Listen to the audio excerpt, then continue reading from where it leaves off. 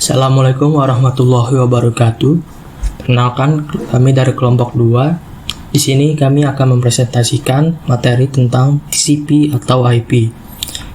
Kelompok 2 beranggotakan 3 orang, yaitu Agung Ramadan, Ian Ferdiansyah, dan Muhammad Fajar Fadilah. Pengertian TCP atau IP. Protokol TCP atau IP terbentuk dari 2 komponen, yaitu Transmission Control Protocol dan Internet Protocol. TCP atau IP merupakan kelompok protokol yang berfungsi mengirim pesan, data, dan informasi dalam jaringan komputer. Proses tukar-menukar data dari satu komputer ke komputer lain biasa disebut transmitter, dan receiver sebagai penerima. Selanjutnya akan diteruskan oleh saudara Ian Ferdiansyah. Lapisan protokol TCP atau IP. TCP atau IP dibentuk dalam beberapa lapisan layar yang mempermudah untuk pengembangan serta pengimplementasiannya. Serta lapisan yang dimiliki oleh kumpulan-kumpulan protokol, TCP atau IP diasosiasikan dengan protokolnya masing-masing. Application layer. Application layer bertanggung jawab untuk menyediakan akses kepada aplikasi terhadap layanan jaringan TCP atau IP. Protokol ini mencakup protokol Dynamic Host Configuration Protocol atau DHCP, Domain Name System (DNS), Hypertext Transfer Protocol (HTTP), File Transfer Protocol atau FTP.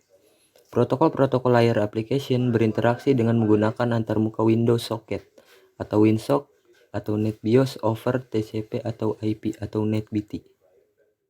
Transport layer. Transport layer bertanggung jawab mengirimkan data secara end-to-end ke sisi remote. Aplikasi yang beragam dapat melakukan komunikasi secara serentak, di mana memberikan fungsi pengiriman data secara connection-oriented, pencegahan duplikasi data, congestion control, dan flow control.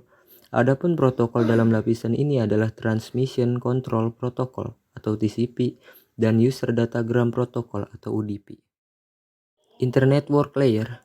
Internet Work Layer bertanggung jawab untuk melakukan pemetaan atau routing dan enkapsulasi paket-paket data jaringan menjadi paket-paket IP.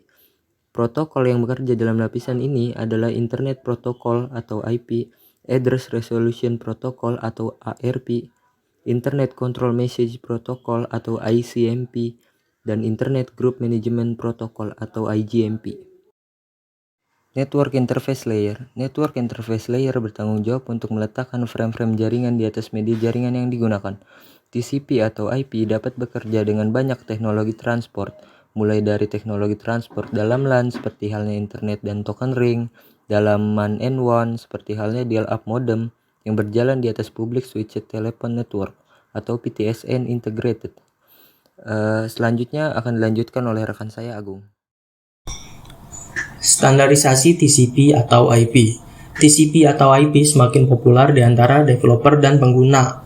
Oleh karena itu, perlu adanya standarisasi yang dikelola oleh Internet Architecture Board. Request for Comment. Internet Protocol Suite masih dikembangkan dan pengembangannya masih menggunakan mekanisme Request for Comment. Protokol baru diteliti serta akan diimplementasikan dalam bentuk Internet Draft. Kemudian EIB akan mengevaluasinya.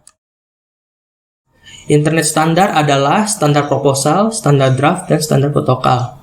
Adalah bagian dari jalur standar internet. Ketika proposal dibuat, akan diberi nomor yang dikenal sebagai nomor standar atau STD. Selanjutnya akan dilanjutkan oleh saudara Ian Ferdiansyah.